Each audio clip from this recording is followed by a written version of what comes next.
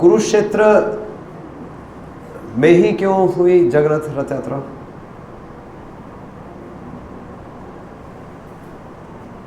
भगवत गीता कहाँ से स्टार्ट होती है? कौन सा श्लोक है पहला? भगवत गीता के स्टूडेंट है ना, सब पढ़ते हैं ना यहाँ पर। यहाँ क्लास होती है रेगुलर, यहाँ होती है कक्षा, यहाँ करते हैं आप भगवत गीता की कक्षा? अच्छा, कहाँ आसपास है? नहीं स्टूडेंट्स नहीं है आपके यहाँ? उधर रह गए?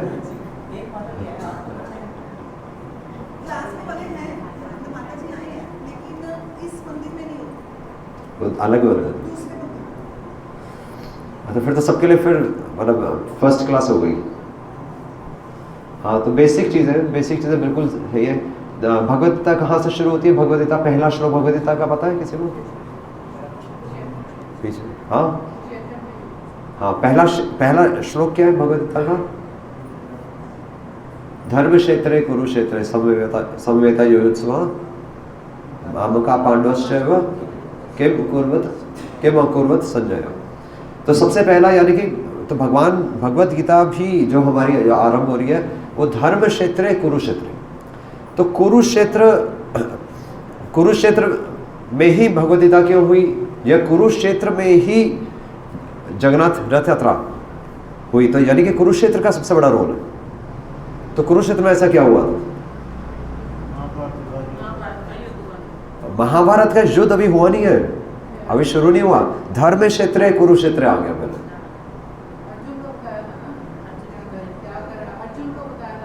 वो तो बाद में, अभी वो सीक्वेंस आया ही नहीं, अभी तो पिक्चर के बाद की बात है, ये पिक्चर से पहले की बात है। धर्म क्षेत्र कुरुक्षेत्र, भगवान सबसे पहले यही कह रहे हैं कि धर्म क्षेत्र मतलब जो कौन है धृतराष्ट्र को, संजय ये श्लोक बोला है ना। तो संजय कह रहे हैं कि वो जो धर्म क्षेत्र था, जो कुरुक्षेत्र, वहां पर पांडवों के पुत्रों ने और कौरवों के पुत्रों ने इकट्ठे खड़े होकर क्या किया, तो वहां पर कुरुक्षेत्र को धर्म क्षेत्र बताया गया। तो धर्म क्षेत्र को कुरुक्षेत्र को धर्म क्षेत्र इसलिए बोला गया क्योंकि कुरुक्षेत्र, कुरु यानी कि कुरुओं का जहां पर ये तो कुल कौन सा था? कौरव थे ना ये सब, ये पांडव और जो जिनको हम कुरु बोलते हैं, सब कुरु डायनेस्टी से थे। कुरु क्या बोलते हैं? कौरव, सभी कौरव थे। तो ये जितने भी इनके पूर्वज थे, सारे के सारे जो वैदिक जो ये आहुतियाँ देते थे, वो सब आहुतियाँ कुरुक्षेत्र में ही देते थे। और शुरुआत से ही ये धर्म क्षेत्र था। एक्चुअली भगवत गीता के शुरुआत के आरंभ होने से पहले ही डंका बज चुका था कि क्योंकि ये युद्ध धर्म क्षेत्र में होने जा रहा है, इसलिए किसकी विजय होगी? धर्म की विजय। इसलिए आखिरी श्लोक में भी, लास्ट चैप्टर में क्या आ रहा है? यत्र योगेश्वर कृष्ण यत्र पार्था धनुधर तत्र श्री विजय। जहाँ पर भगवान कृष्ण है और जहाँ पर भगवान का शिष्य है, वहीं पर विजय होगी। ये भगवत गीता शुरू यहाँ से हो रही है, खत्म यहाँ से हो रही है। और कुरुक्षेत्र इसलिए भी इम्पोर्टेंट है क्योंकि परशुराम जी, जानते हैं कोई परशुराम जी को? जानते हैं? कहाँ रहते हैं?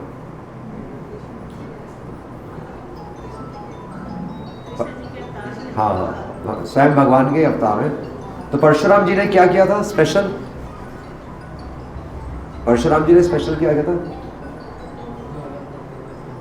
21 बार क्षत्रियों के कुल का संहार किया था। और उनसे मतलब उन्होंने जब इतने सारे शत्रुओं को मारा था, वो सब उनको मारा था, वो कोई कहानी थी या मारा था? हाँ, वो मारा था एक्चुअली। और उनका तो इतने लोगों को मारा था, कुछ हुआ भी तो होगा। तो उनका जो सारा जब उनको मारा, एक्चुअली इससे मारा था अपने जो क्या बोलते हैं इसमें? परसा हाँ, परशुराम। तो इससे जब मारा था तो उनका जो खून निकला था, उस खून से 5 सरोवर बनाए थे परशुराम जी। और वो 5 सरोवर कहाँ हैं आज? कहाँ पर है? अंबाला में समंत पंचक 5 सरोवर जो हुए हैं, वो ये सरोवर कुरुक्षेत्र में थे। और इन्हीं जो 5 सरोवर में जो खून इकट्ठा हुआ था, जिन्हें इतने लाखों जो क्षत्रियों को जो मारा था, तो तो इसलिए भी कुरुक्षेत्र की महिमा गाई जाती है। और इन्हीं सरोवर में तो अल्टीमेटली वो वहाँ जो खून इकट्ठा हुआ था, तो खून इकट्ठा हो गया, वो मतलब समय के साथ वो खून जल में पवित्र हो गया, मतलब परिवर्तित हो गया, और इसलिए वहाँ पर स्नान करने की महिमा है। इसलिए कुरुक्षेत्र कुरुक्षेत्र, इसलिए भी कुरुक्षेत्र कुरुक्षेत्र। तो इससे हमें क्या पता चलता है कि भगवान की लीलाओं के पीछे मतलब कोई स्टोरी नहीं चल रही है। और सबसे बड़ी बात है कि तो भगवान ने जब ये रथ यात्रा हुई, पहली जगन्नाथ भगवान का रथ खींचा गया, तो भगवान उस समय वहां कुरुक्षेत्र में क्यों थे, क्यों आए थे, क्यों आए थे? ठीक है, वो आप फिट कर सकते हो, पर वो मेन आंसर नहीं है।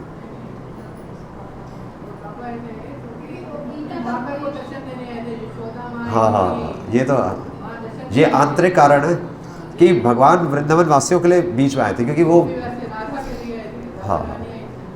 जो वृष्णि, बल्कि सभी नंद महाराज, सभी उनके गोप सखा, गोपियाँ, उन सबको भगवान ने बुलाया था कि मैं उधर आ रहा हूँ तो तुम भी आ जाओ। इसलिए भगवान ने उनको द्वारका कभी नहीं बुलाया। पर भगवान ने, ये आंतरिक कारण था, एक्सटर्नल रीज़न था, एक्सटर्नल रीज़न भी था, बाह्य रीज़न भी। संसार के लोगों को तो भगवान ये प्रदर्शित नहीं करना चाहते थे कि मैं वृंदावन वासियों से कितना आकर्षित, मतलब मैं उनके बगैर मैं नहीं रह सकता। पर ये तो आंतरिक कारण था। बाह्य सांसारिक दृष्टि से भगवान ने क्यों बुलाया उन्हें, मतलब भगवान कुरुक्षेत्र क्यों गए? क्योंकि उस दिन क्या था? हाँ, सूर्य ग्रहण था। पता है कि सूर्य ग्रहण सबको पता होगा ना, सूर्य ग्रहण, चंद्र ग्रहण। तो सूर्य ग्रहण और चंद्र ग्रहण, तो सूर्य ग्रहण चंद्र ग्रहण में क्या विशेषता है? एक तो स्टोरीज है एक तो स्टोरीज तो है ही, पर वास्तव में देखा जाए तो ये क्या है? ये शुभ तारीख है, अशुभ तारीख है। सूर्य ग्रहण चंद्र ग्रहण के समय आप शादी वगैरह करवाते हैं घर में? अशुभ मानी जाती है ना। तो ये जो विशेष अवसर होते हैं ये अशुभ होते हैं, और फिर भी भगवान धर्म की रक्षा के लिए बाह्य दृष्टि से इसको फॉलो करने के लिए खुद भी स्नान करने के लिए आते हैं। और बल्कि भगवान ने सूर्य ग्रहण के अवसर पर वृंदावन वासियों को न्योता भेजकर, और बल्कि उनसे जो मिलन हुआ उस समय, जब वृंदावन वासियों ने भगवान के दर्शन किए और जब रथ यात्रा आरंभ हुई, तो भगवान ने सूर्य ग्रहण जो कि अशुभ अवसर है उसको भी शुभ बना दिया। तो भगवान का काम क्या है? हाँ, भगवान का काम है कि इस संसार की अशुभ वस्तु को भी शुभ बनाना। ये प्लान है भगवान का, है ना। और तो एकादशी क्या है? इसी लॉजिक से बताइए, एकादशी क्या है? आज तो एकादशी भी है, ये तो आज जगन्नाथ कथा भी हो गई, आज एकादशी भी है, और भगवान कृष्ण की कथा भी है। तो सारी चीज़ें मेल खा रही हैं। तो भगवान जो कोई भी कार्य करते हैं तो उसके पीछे अल्प शब्दम अनर्थ अर्थम, एक एक्टिविटी से भगवान धर्म को भी सेटिस्फाई कर रहे हैं। जो सारे शास्त्र हैं, शास्त्रों को भी पुष्टि कर रहे हैं कि मैं करूँगा तो सारे लोग करेंगे, सारे लोग मेरा अनुसरण करेंगे ना। तो अगर मैं स्नान करने जाऊँगा सूर्य ग्रहण पे तो सभी स्नान करने जाएंगे। और भगवान आंतरिक कारण भी बता रहे हैं कि मैं अपने भक्तों के लिए खुद मैं परिस्थितियाँ क्रिएट करता हूँ, मैं सृष्टि करता हूँ ताकि मेरे भक्त मेरी सेवा कर सकें। तभी भगवान बाहर आए, वरना भगवान को अपने महल से बाहर आने का कोई मतलब नहीं था, है ना। भगवान तो कहीं और भी जा सकते थे, पर भगवान ने स्पेसिफिकली कुरुक्षेत्र चुना, क्योंकि भगवान को पता था कि कुरुक्षेत्र के बहाने से मतलब सब एक साथ इकट्ठे हो जाएंगे। और हाँ, और मैं जो सूर्य ग्रहण की भी मैं महिमा बढ़ा दूँगा। इसी तरह एकादशी में अन्न में पाप चला जाता है, इसलिए एकादशी रखते हैं ना सब। स्टोरी यही बताई जाती है ना कि चावल नहीं खाते, यूजली चावल बोलते हैं, पर वैसे अन्न है। तो चावल में पाप पुरुष चावल में उस दिन प्रवेश कर जाते हैं, तो इसलिए हम अन्न या चावल नहीं लेते। पर दूसरा कारण क्या हुआ? दूसरा कारण क्या हुआ एकादशी? अभी तो इसी से बताना है। दूसरा कारण ये हुआ कि क्योंकि लोगों को पाप से डर लगेगा, लोगों को पाप से डर लगेगा, इसलिए लोग एकादशी का व्रत रख के भगवान का नाम ले लेंगे। तो भगवान ने फिर से क्या किया? अशुभ अवसर को शुभ बना दिया। इसलिए भक्तों की सबसे प्रिय एकादशी होती है, इसलिए भक्ति देवी कौन है? एकादशी। तो भगवान कोई भी कार्य मतलब ऐसे कोई बाई चांस नहीं करते, है ना। और तो यहाँ तक कि हाँ, तो भगवान ने सूर्य ग्रहण के दिन अब वृंदावन वासियों को बुलाया, मतलब स्पेशली उन्होंने भगवान कृष्ण ने उनको बुलाया था। और सबसे बड़ी बात है कि भगवान को कैसे पता कि सूर्य ग्रहण लगने वाला है? कैसे पता?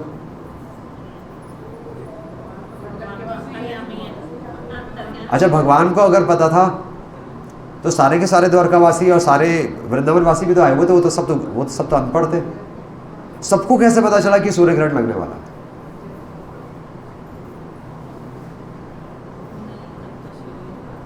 हाँ, तो शुरू ही नहीं हुआ।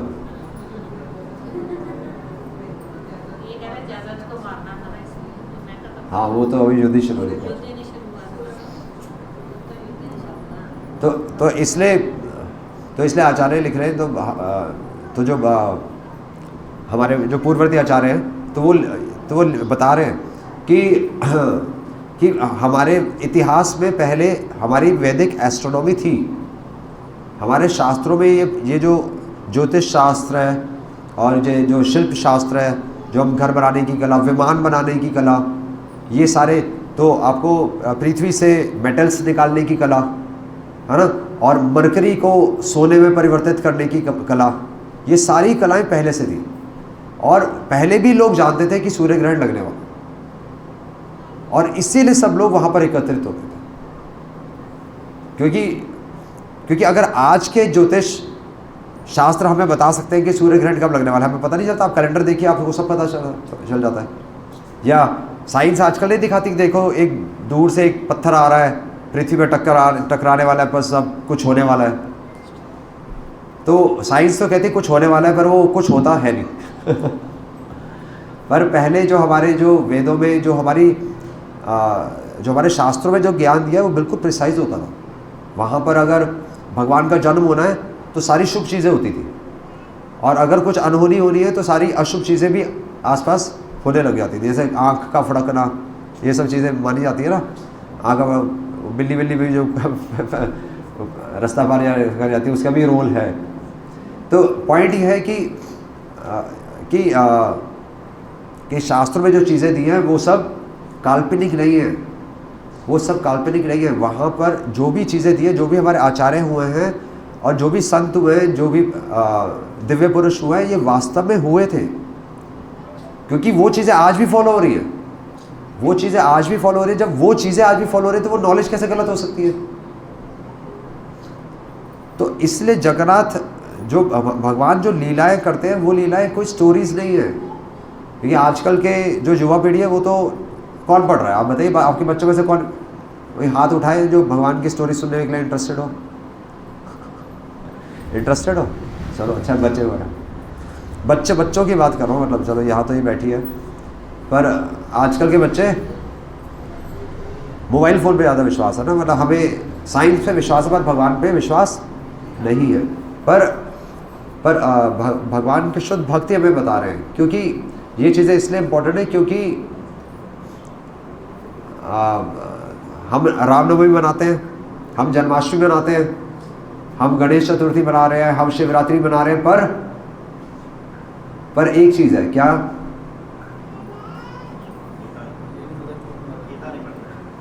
पॉइंट ये कि विश्वास ही नहीं है। हम सेलिब्रेट तो सब कुछ करते हैं। आप उस दिन आकर मंदिर में पूरा हल्ला वल्ला भी कर देंगे, सब तरह से भगवान मंदिर को पूरा सजा देंगे, पर वो हमारे जीवन में प्रवेश नहीं करते। और वो कैसे पता चलता है जीवन में प्रवेश नहीं करते? उसका आंसर वही है कि हमारे जीवन में शास्त्र ही नहीं है। भगवद गीता कोई नहीं पढ़ता। सिंपल भगवान ने, भगवद गीता इतनी सरल किताब है, बहुत इतनी सरल किताब है कि आप पढ़ेंगे तो हैरान हो जाएंगे। पर हम लाल किताब पढ़ लेंगे पर भगवद गीता नहीं पढ़ेंगे, है ना। मतलब वो पढ़ने का भी एक अर्थ है, क्योंकि इसीलिए बताऊंगा कि पढ़ने का क्या अर्थ है। तो इसलिए जगन्नाथ रथ यात्रा केवल, एक्चुअली नाम में ही सब कुछ है। तो जगन्नाथ रथ यात्रा, तो इससे कुछ आपको मैसेज मिल रहा है? क्या मैसेज है, क्या बताइए? जगन्नाथ रथ यात्रा से आप क्या मैसेज लेंगे?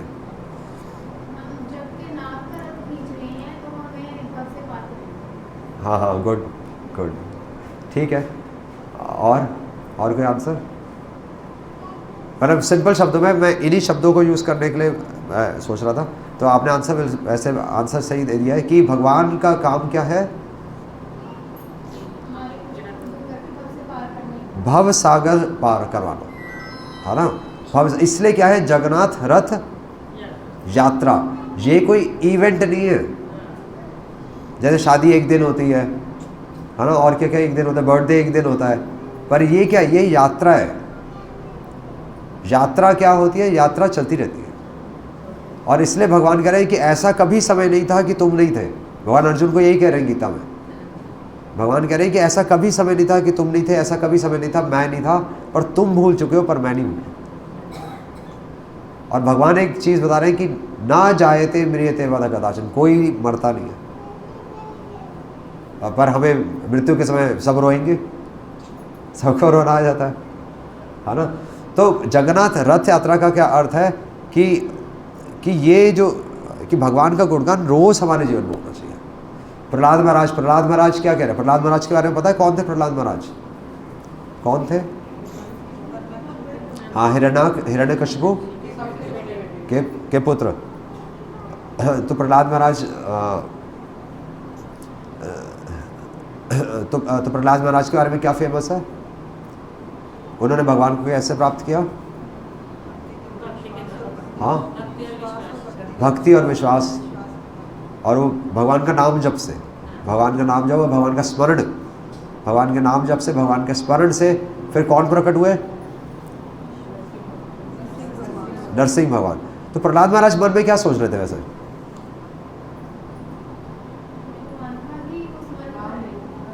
नहीं, सोच क्या रहे थे? कुछ तो सोच रहे होंगे। हाँ हाँ हाँ हाँ, ये आंसर है।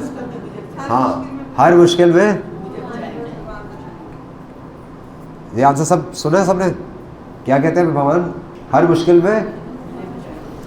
तो भक्त को क्या मुश्किल होती है?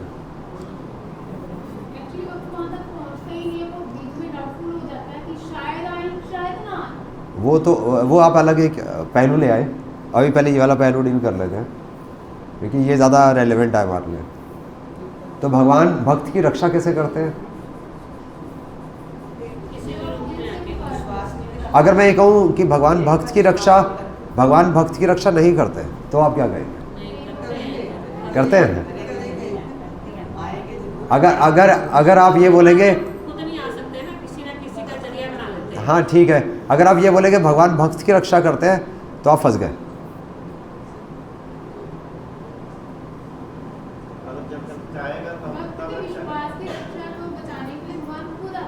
आपने थोड़ा आंसर दे दिया, बट आप उसको पकड़ नहीं पाए।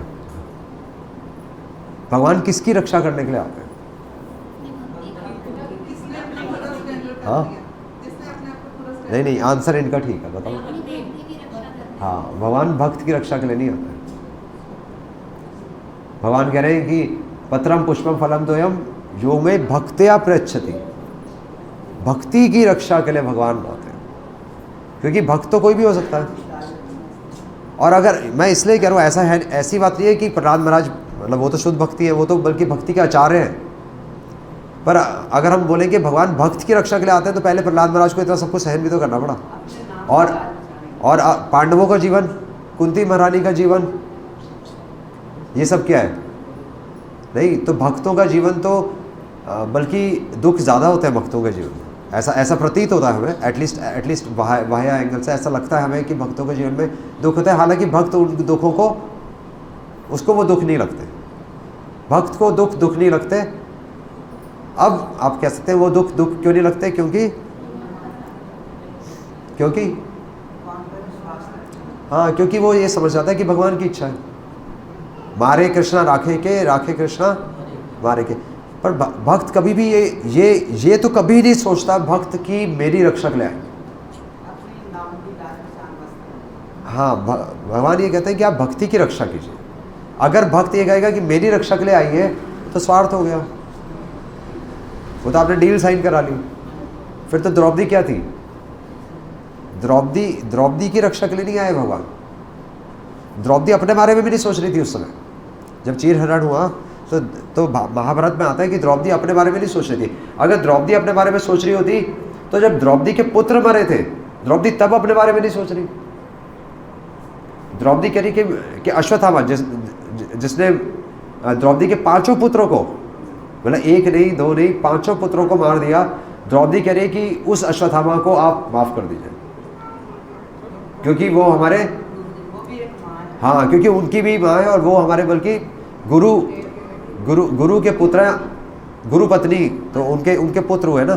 तो ये कौन थी? ये द्रौपदी थी। तो द्रौपदी अपने बारे में सोच नहीं रही थी वहाँ पर। तो भक्त कभी भी अपने बारे में नहीं सोचता, क्योंकि अगर ये पॉइंट क्लियर नहीं होगा ना तो यात्रा का कोई मतलब ही नहीं है। ना रथ खींचने का मतलब है, ना यात्रा का कोई मतलब है। क्योंकि रथ हम किसके लिए खींच रहे हैं? अपने लिए, कि मेरे घर आओ। क्या कहते हैं कि मेरे घर आओ, गाने वाने भी गाते हैं ना लोग ऐसे। भगवान कहाँ आते हैं?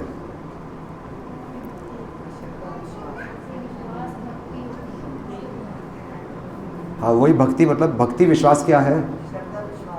श्रद्धा विश्वास क्या होती है? श्रद्धा तो सब में ही है। जब आप पूरी तरह से समर्पण हो जाते हो और ये सोचते हो कि प्रभु बैठे हैं सब देखने के, अच्छा है कभी भी उनका है, बुरा है कभी भी उनका है। हाँ, मतलब बुरा भी हम स्वीकार करने के लिए रेडी है।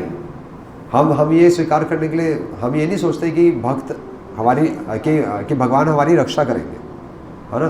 तो भक्ति एक यात्रा है, और वो यात्रा क्या है? वो जीवन है। वो कोई एक इवेंट नहीं है कि आप किसी को पैसे देकर बुलवा लो और यहाँ पर कोई गाने बजाने वाले आ जाएं और बहुत बढ़िया जी प्रोग्राम हुआ आज तो बहुत अच्छा लगा। नहीं, वो क्या है? वो तो दिखावा था, क्योंकि अगले दिन आप क्या कर रहे हैं वो बताएगा कि वास्तव में हम क्या है। अरे, या फिर प्रोग्राम के बाद आप घर पे जाके क्या कर रहे हैं, वही बात होगी ना। कि स्टेज पे तो हर कोई अपना परफॉर्म करने के लिए आता ही है। यहाँ पर मान लीजिए मैं यहाँ पर बड़ी बड़ी बातें बोल के चला जाऊँ, बाहर खड़े होकर मैं कोल्ड ड्रिंक पी रहा हूँ, आपको कैसा लगेगा? या बाहर जाके मैं बाइक चला रहा हूँ गॉगल्स पहन के तो क्या लगेगा? आपको लगेगा ढोंगी है। तो भक्ति एक यात्रा है। और तो प्रहलाद महाराज, एक्चुअली हमें सोचने की जरूरत नहीं कि प्रहलाद महाराज क्या सोच रहे हैं। उन्होंने भगवान को कैसे प्राप्त किया? भगवान का स्मरण करके, भगवान का नाम जप करके। तो सोच क्या रहे हैं वो? प्रहलाद महाराज क्या सोचते होंगे? कोई गेस कर सकता है?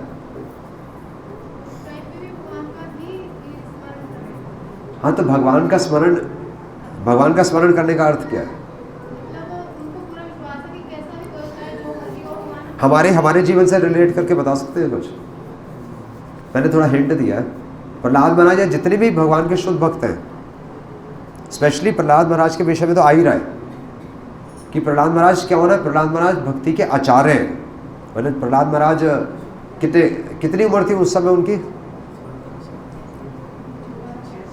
5-6 साल ही थी, और उनको क्या बोलेंगे? महाराज। और 12 महाजनों में से, भक्ति के 12 महाजनों में से एक है। क्या श्लोक है? स्वयंभू नारद शंभु कुमार कपिलो मनु प्रहलाद जन को भीष्म। प्रहलाद जन को भीष्म, ये सारे प्रहलाद जन को भीष्म, बलि व्यासकी वयमेव, बलि व्यासकी वयम, ये 12 महाजनों के नाम भागवतम में दिए। और उसमें से एक नाम है प्रहलाद जन को भीष्म। प्रहलाद, तो प्रहलाद को 5 वर्ष की उम्र से ही उनको महाजन बोला गया, क्योंकि हालांकि वो असुर कुल में थे। असुर कुल में यानी कि हम भी कहाँ पर हैं अभी? असुर कुल में ही है। कोई दैवी कुल में तो कोई नहीं है ना। इस कलयुग में हर कोई असुर कुल में ही है। बल्कि असुर कुल में भी नहीं, हमारे अंदर ही है अभी तो ऐसी परिस्थिति में भी प्रहलाद महाराज क्या सोच रहे हैं? प्रहलाद महाराज सोच रहे हैं कि मैं अपने बारे में चिंता नहीं करता। प्रहलाद महाराज की शिक्षाओं में आता है, प्रहलाद महाराज की शिक्षाएं हैं। आप भागवतम खोलेंगे, प्रहलाद महाराज अपने सहपाठियों को शिक्षा दे रहे हैं। हालांकि उनके गुरु कौन थे? हाँ, शुक्राचार्य के पुत्र थे, शुंड और षंड अमुंड अमक अमरकम। तो उनके जो टीचर्स शुक्र षंड और अमर थे ना, अमर का, और ये शुक्राचार्य के पुत्र थे ना मेरे ख्याल से। तो हालांकि शुक्राचार्य के पुत्र उनके टीचर्स थे और उनके सहपाठी भी असुर कुल से ही थे, पर प्रहलाद महाराज को जब भी समय मिलता तो वो अपने सहपाठियों को क्या बताते? वो बता रहे थे जो वो सोचते हैं। वो क्या सोच रहे थे कि कि हे भगवान, मैं अपने बारे में चिंता नहीं कर रहा, मैं अपने बारे में चिंता नहीं कर रहा क्योंकि मैंने तो आपका गुणगान करना सीख लिया। मुझे तो इन लोगों की चिंता है कि अगर ये आपके धाम नहीं जा सके तो इनका क्या होगा। और प्रहलाद महाराज कह रहे हैं कौमारम, इसीलिए प्रहलाद महाराज सोच कर रहे हैं, तो प्रहलाद महाराज श्लोक में ही कह रहे हैं, श्री प्रहलाद वाच कौमार आचरित प्रज्ञ, कि कौमार 5 वर्ष की आयु से, प्रहलाद महाराज कह रहे हैं 5 वर्ष की आयु से कौमारम आचरित, ये प्रैक्टिस करनी चाहिए। कौमारम आचरित प्रज्ञा, और प्रज्ञा मतलब क्या होता है? ज्ञा मतलब ज्ञान, ज्ञा से ज्ञान आता है, और प्रज्ञा मतलब कैसा ज्ञान? प्रकृष्ट रूपेण, विशेष ज्ञान। वो विशेष ज्ञान क्या है? बच्चे जो स्कूल में ज्ञान लेते हैं वो क्या है? वो ज्ञान है, वो इन्फॉर्मेशन है। इसलिए आजकल क्या होता है? इन्फॉर्मेशन टेक्नोलॉजी, आईटी होता है, आईटी इंडस्ट्री। पर हम वो सब छोड़ के इधर क्यों है? मतलब हम क्यों नहीं नॉलेज रहे? या हमने भी मेडिकल लाइन, मैंने भी कितने 10 साल 15 साल मैंने भी लगाए हैं, तो वो सब छोड़कर हम इधर क्यों आ गए? क्यों आए? क्या है?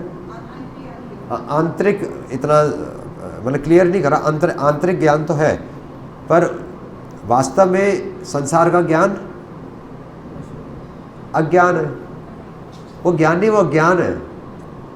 वो अज्ञान कैसे हो गया?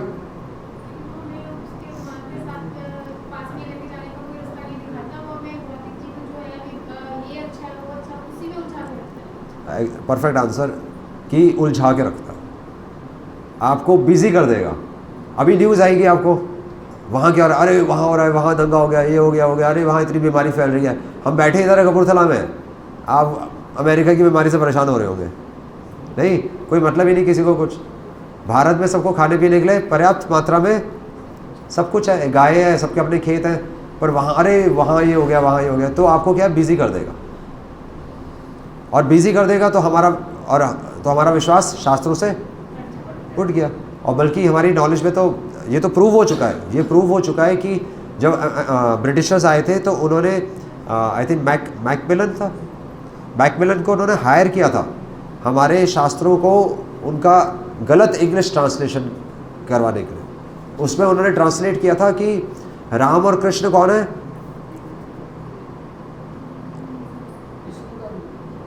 उन्होंने ट्रांसलेट किया था राम एंड कृष्ण आर, या ये जो ब्रांच है जहाँ पर राम और कृष्ण का, जैसे हम क्या बोलते हैं इतिहास और पुराण, इतिहास और पुराणों में ही है ना।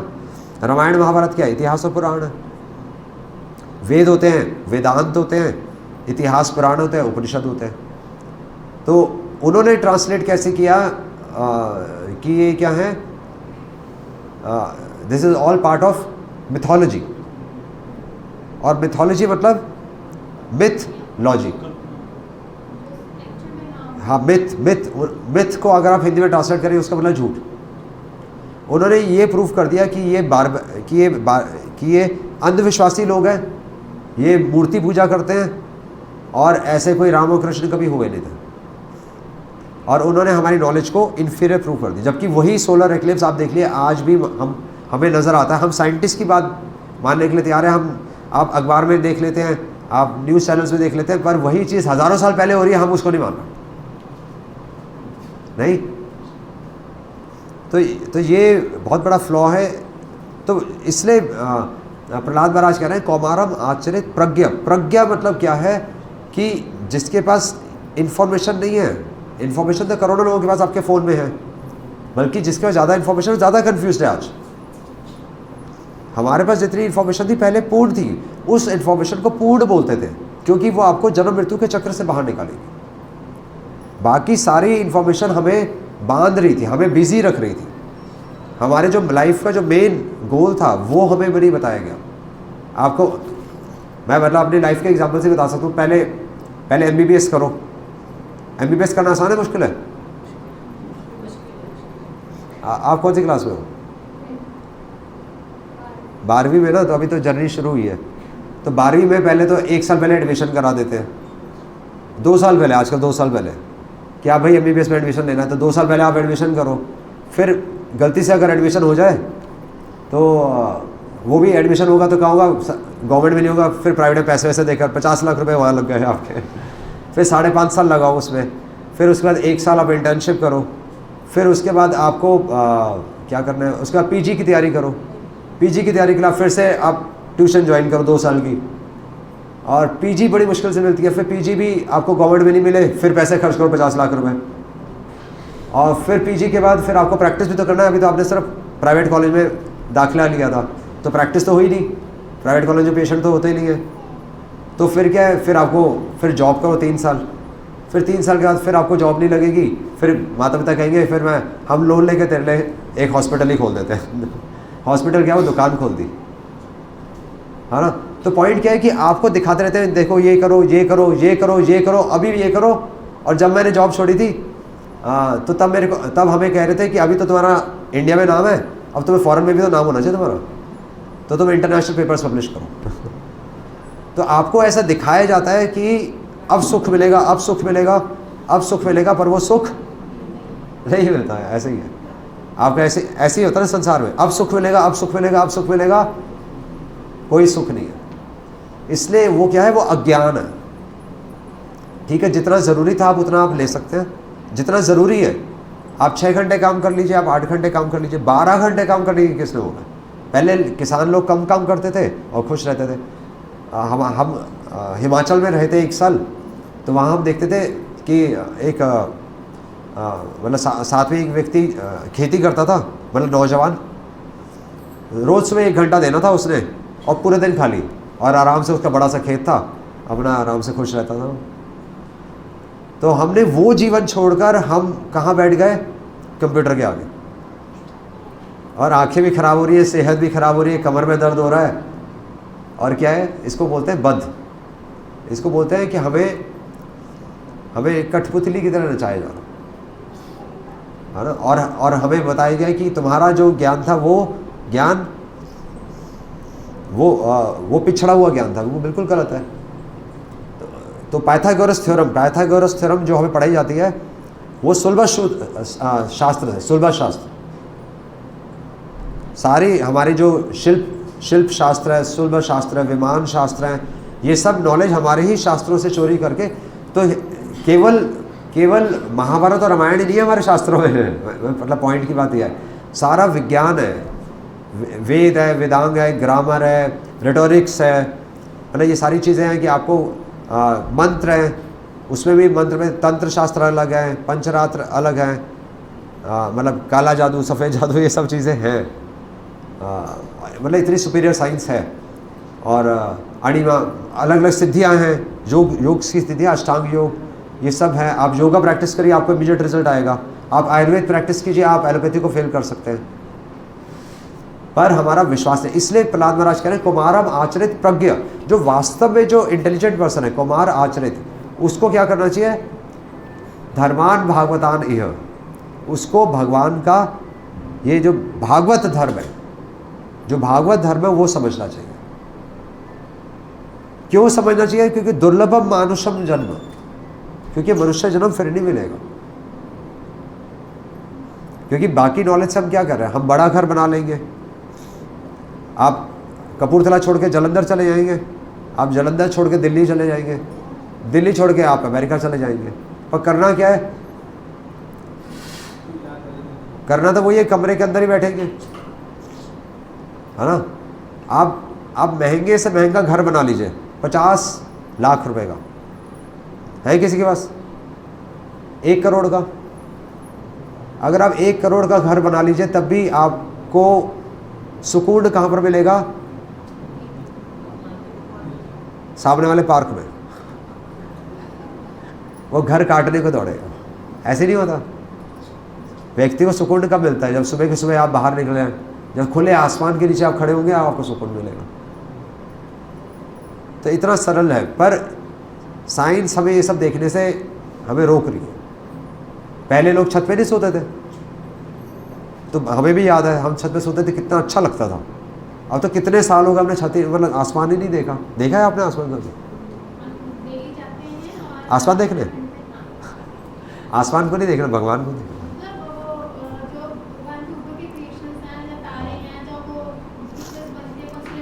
हाँ, तो ये कॉन्स्टलेशन किसने बनाया है? और हमें भगवान में विश्वास नहीं है। प्रहलाद महाराज कह रहे हैं कि इसलिए मनुष्यम, भगवान में विश्वास होने का मतलब ही यही है। भगवान में विश्वास होने का मतलब यही है कि जो भगवान के भक्त कह रहे हैं वो तो हम करें। जब प्रहलाद महाराज कह रहे हैं कि दुर्लभम मानुषम जन्म, कि ये जन्म फिर से नहीं मिलेगा, पर हम 12 घंटे जॉब कर रहे हैं। जॉब आप कर सकते हैं, आप 8 घंटे कर लीजिए, 6 घंटे कर लीजिए, ट्यूशन्स पढ़ा लीजिए आराम से। फैक्ट्री में क्या मशीन चलाते हैं? फैक्ट्री में मशीन चलाना थोड़ी कोई मनुष्य की जॉब थोड़ी है वो तो अगर कल को मतलब अभी 2 साल पहले यहाँ पर कोरोना फैल गया था तो सारी फैक्ट्रीज बंद थी, मतलब आप पूरी इकोनॉमी कोलैप्स है ना। वो सब आर्टिफिशियल चीज़ है। इसलिए वो क्या है, वो ज्ञान नहीं है, वो अज्ञान है। अगर कल को पेट्रोल ख़त्म हो जाए, आप कुछ काम कर सकते हैं? आपके घर में बिजली नहीं आएगी,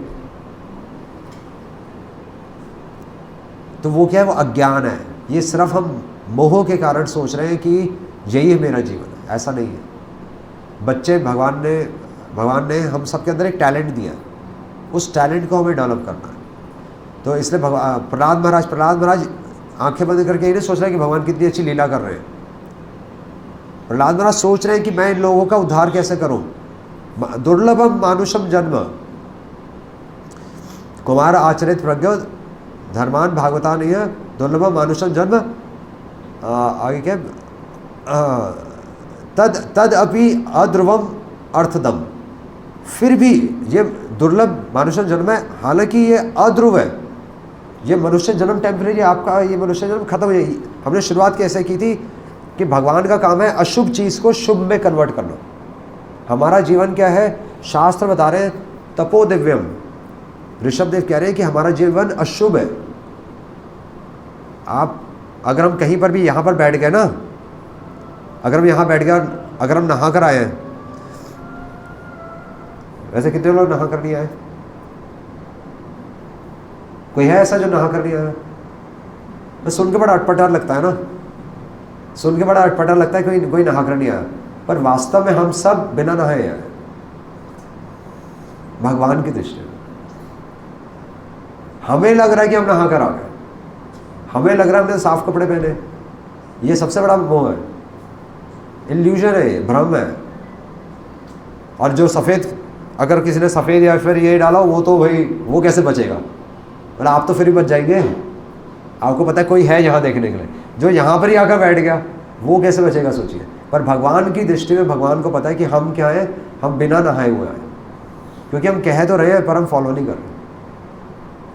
प्रहलाद महाराज कुछ कह रहे हैं, सारे भगवान के जितने भगवान के भक्त हैं वो अपने जीवन से क्या दिखा के जा रहे हैं कि संसार काम का नहीं है। तो जड़ भरत भी क्या थे? जड़ भरत को ये समझ में आ चुका था कि ये संसार भरोसे लायक नहीं है, इसलिए वो जड़ बन गए, संसार की दृष्टि में जड़ बन गए। संसार की दृष्टि में उन्होंने नहाना बंद कर दिया, संसार की दृष्टि में उन्होंने टॉयलेट के बाद हाथ धोना बंद कर दिया, पर भगवान की दृष्टि में ऊपर उठ गए वो। ये होते हैं वो। हम क्या है, हम संसार की दृष्टि में साफ बंद रहते हैं।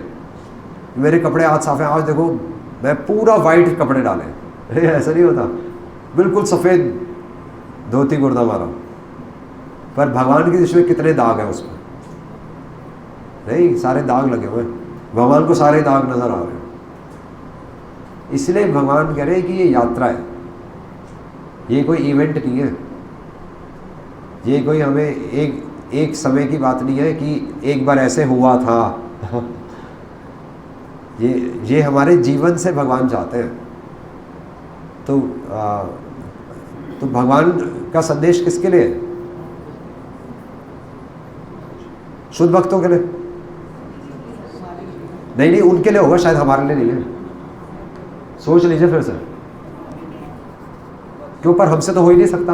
हम तो क्या है, हम तो क्या बोलते हैं, हम तो बंधे हुए हैं जी, हम तो मतलब पारिवारिक जीवों में उलझे हुए हैं। हाँ बोले, वो कर ही नहीं पा रहे ना, उसका उत्तर क्या है? वो कह रहे हैं हम तो पारिवारिक जीवन में बंधे हुए हैं। एक्सक्यूज है, गुड। तो कैसे बताएंगे, कैसे आप कैसे बताइए कि ये एक्सक्यूज है? वो तो कह रहे नहीं हम बंधे हुए हैं। आपको भूख लगी, आप खाना छोड़ सकते हो? हाँ। तो जिसने जन्म दिया, जीवन दिया आपको अपने सत्कर्म सुधारने के लिए, मुक्ति देने के लिए, आप उसकी तरफ क्यों नहीं बढ़ते? आंसर, एग्जाम्पल परफेक्ट है। एग्जाम्पल क्या परफेक्ट है? भूख लगेगी तो आप अपने आप ढूंढ लेंगे।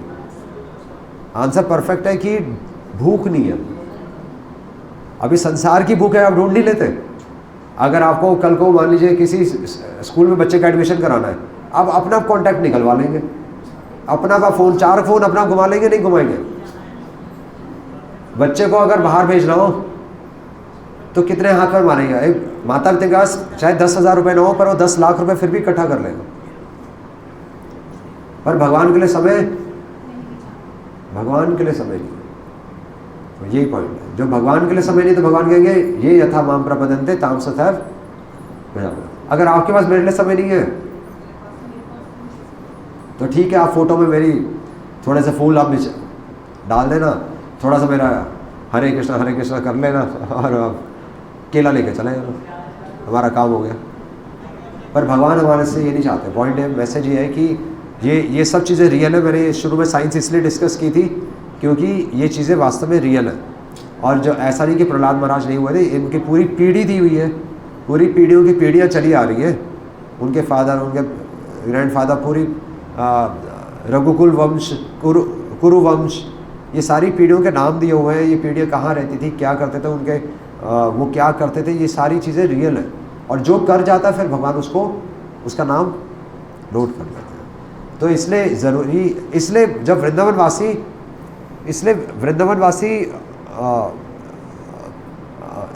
तदपि अद्रोम अर्थदम, कि ये जो मनुष्य शरीर है, हालांकि ये क्या है, ये अशुभ है, ये मनुष्य, हम इतना कुछ समझकर भी हम नहीं करेंगे, इतना कुछ समझने के बाद भी हम भगवान का नाम नहीं लेंगे। फिर भी भगवान कह रहे हैं कि अर्थदम, आप समझो, प्रैक्टिस करो इसको, कुमारम आचरेत, इसको प्रैक्टिस करो, छोटी आयु से प्रैक्टिस करो, और जब जागो तब सवेरा।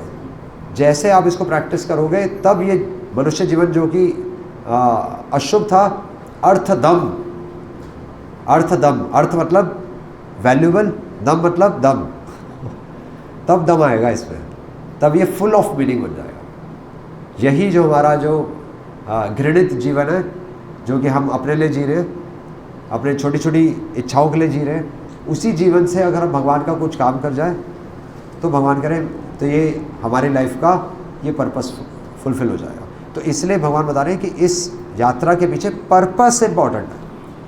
रथ इम्पॉर्टेंट नहीं है, रथ वाइट कलर का था, रेड कलर का था, फूल लगे थे नहीं लगे थे, रथ के ऊपर कौन चढ़ा था, वो इम्पॉर्टेंट नहीं है। क्या इम्पॉर्टेंट है?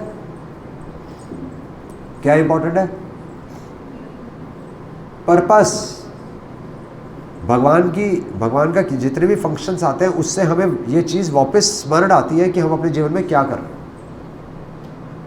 क्योंकि वो जीवन तो वैसे भी चल ही रहा था। प्रहलाद महाराज कह रहे हैं कि जिस प्रकार दुख बिना बुलाए आते हैं, उसी प्रकार सुख बिना बुलाए आएगा। वो तो कर्मों का फल है, कर्मों के फल से आपको मिलेगा, कर्मों के फल से हमें दुख मिलेगा, कर्मों के फल से हमें सुख मिलेगा।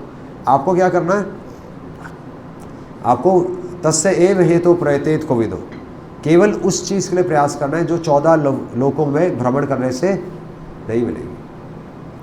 और इसलिए प्रहलाद महाराज कह रहे हैं कि मेरे को अपनी चिंता नहीं है, क्योंकि मैं तो समझ गया कि आपके गुणगान करने से निकला जा सकता है, और मेरे को इन सब की चिंता है, और बल्कि मैं इन सब को लेकर आपके धाम आना चाहता हूँ।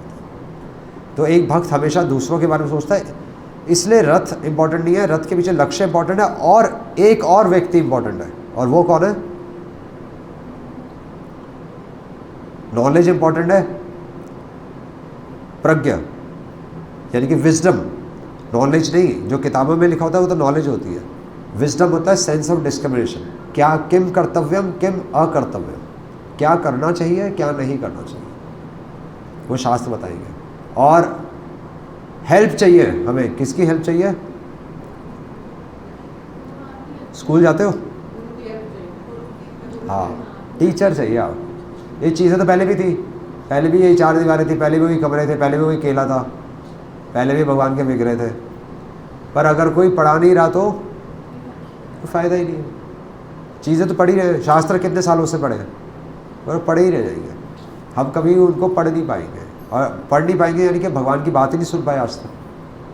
अगर हम भगवान में विश्वास रखते हैं तो भगवान जो कह रहे हैं वो तो सुनेंगे, है ना। तो इसलिए शास्त्र पढ़ने चाहिए, इसलिए भगवद्गीता और भागवतम हमारे जीवन में होना चाहिए, और एक टीचर होना चाहिए जो हमें समझाए, जिसने सुरंग के उस पार भी देखा, तत्वदर्शी। भगवान खुद कह रहे हैं, जिसने वास्तविक दर्शन किए हो। वास्तविक दर्शन कुछ नहीं है, जिसको विश्वास हो गया, जिसको विश्वास है कि हाँ कि भगवान जो कह रहे हैं वो सत्य है, तो वो विश्वास की नाव में बैठकर फिर हम भवसागर पार कर सकते हैं। तो ये सिंपल सा मैसेज है। भगवान की लीलाओं के पीछे इसलिए लक्ष्य होता है। भगवान की लीलाओं के, भगवान सिर्फ ऐसे नहीं करेंगे कि मैं तुम्हें दर्शन देने के लिए आया हूँ। वो सपने आते ना, सबको आए हैं, सबको सपने भगवान के कि बेटा मैं तुम्हें साथ में ले जाने के लिए आया हूँ। ऐसा तो नहीं आया अभी तक किसी को। वो वैसा सपना नहीं है कि रात क्या है, वो एक गाना था ना, रात कली एक सपने में आई, वो था ना एक पुराना गाना। वो भगवान वैसे सपने में नहीं आते। भगवान जब हमारे जीवन में आएंगे तो क्या आएगा? हाँ, ये किसने कहा पॉजिटिव वेव्स आएंगे? सबसे पहले नेगेटिव वेव्स आएंगे। भगवान का नाम ही हरि है। आपको जीवन में दुख आएगा, ये भगवान की सबसे बड़ी कृपा। अगर सुख आएगा तो भगवान की कृपा नहीं।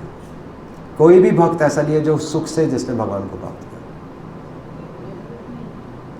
ये तो नास्तिक लोग हैं जो बोलते हैं पॉजिटिव वाइब्स आएंगे। आप संतों का जीवन देखिए ना, ये नास्तिक फिलॉसफी है कि आपको पॉजिटिव वाइब्स आएंगी। ये पॉजिटिव नेगेटिव नहीं होता कुछ।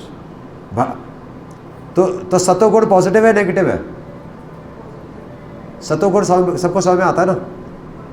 ये मंदिर हो गया, सफ़ेद कपड़े हो गए, सैफरन क्लोथ्स हो गए, तिलक हो गया, और साफ सफाई हो गई, शास्त्र हो गए, ये पॉजिटिव है नेगेटिव है? सोच के बोलिए, पॉजिटिव है नेगेटिव है? ये शास्त्र रावण भी पढ़ता था